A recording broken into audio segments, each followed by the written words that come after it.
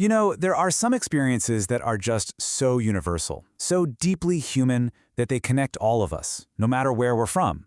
And one of the most powerful, for sure, is dreaming of those we've lost.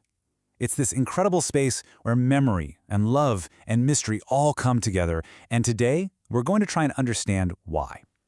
You know that feeling, right? That vividness, that sense of their presence that just hangs in the air long after your eyes are open.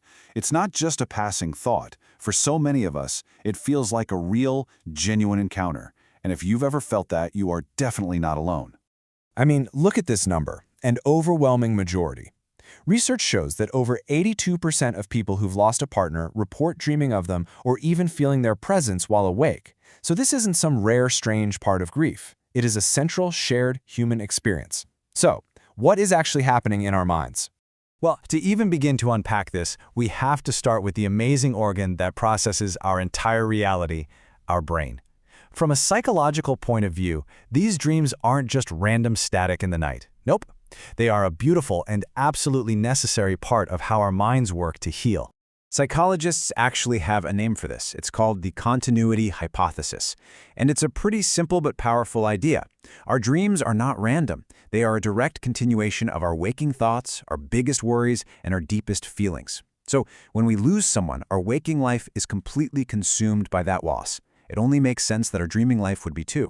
And here's the really crucial part. These dreams, they actually have a job to do.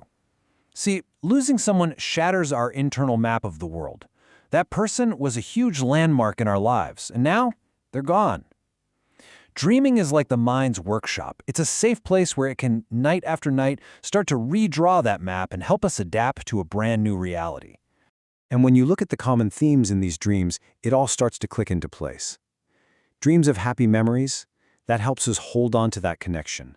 Seeing them healthy and free of illness helps ease our pain. And sometimes, a dream where they give us a message can feel like we're finally getting permission to move forward. It's your mind, hard at work. Okay, but here's where things get a little more complicated. Because as much as that scientific explanation makes perfect sense, there's a whole category of these dreams that seems to, well, defy that simple explanation. We're talking about experiences that are so profound, they feel less like something our own mind created and more like something else entirely. And this is something researchers have a name for. They call it the Visitation Phenomenon. Now, these are not your typical, often jumbled, confusing dreams of grief. No, they are a totally distinct class of experience, and they're reported across cultures all over the world.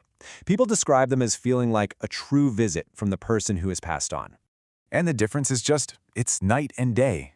A typical grief dream might be fragmented, kind of weird, and colored by all the sadness you're feeling. But a visitation dream, people say it's structured, it's clear, it's vivid. The person they've lost appears healthy, even radiant, and the message is almost always one of pure comfort, and often, not a single word is even spoken. So let's really dig into this.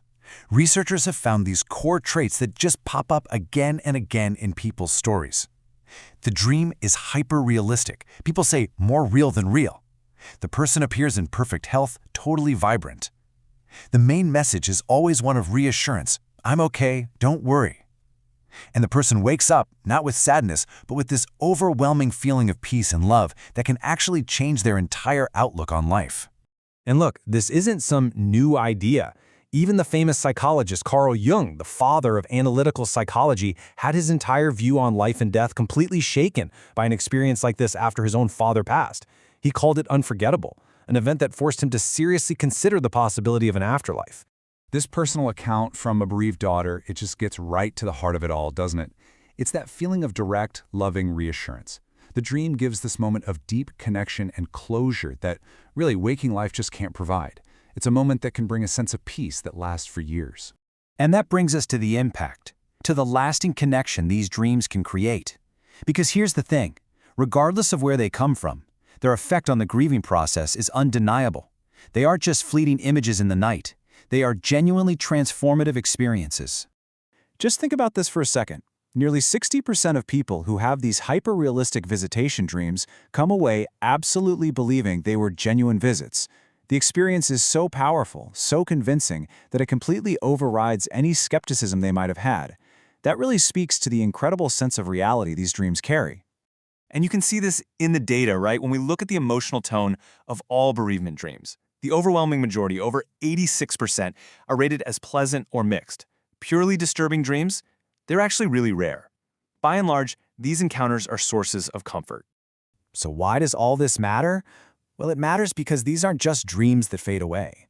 For 60% of people, these experiences actively help them heal. They report real, tangible benefits, a greater acceptance of their loss, a deep sense of comfort, and, for many, a brand new or renewed sense of spirituality. This quote from Dr. Joshua Black, an expert who literally studies these very dreams, it just says it all. After his own father's death, a dream visit didn't just bring him a little comfort. He said he felt it bring the color back to his life. Wow. I mean, that's a moment of profound transformation, shifting him out of that gray fog of grief and into a new sense of peace. You know, there's this ancient piece of wisdom that seems so fitting here. Whether we see these dreams as a letter from our own subconscious, or maybe from somewhere else, they clearly contain messages that are deeply important. They're asking to be opened, to be felt, and to be understood. So where does that leave us? Are these dreams simply the brain's incredibly elegant way of healing itself, a complex psychological process, giving us exactly what we need when we need it? Or are they something more, a genuine connection that goes beyond our understanding of life and death? You know, maybe the most beautiful possibility is that the truth isn't one or the other, but it lies somewhere in that amazing mystery, right in between.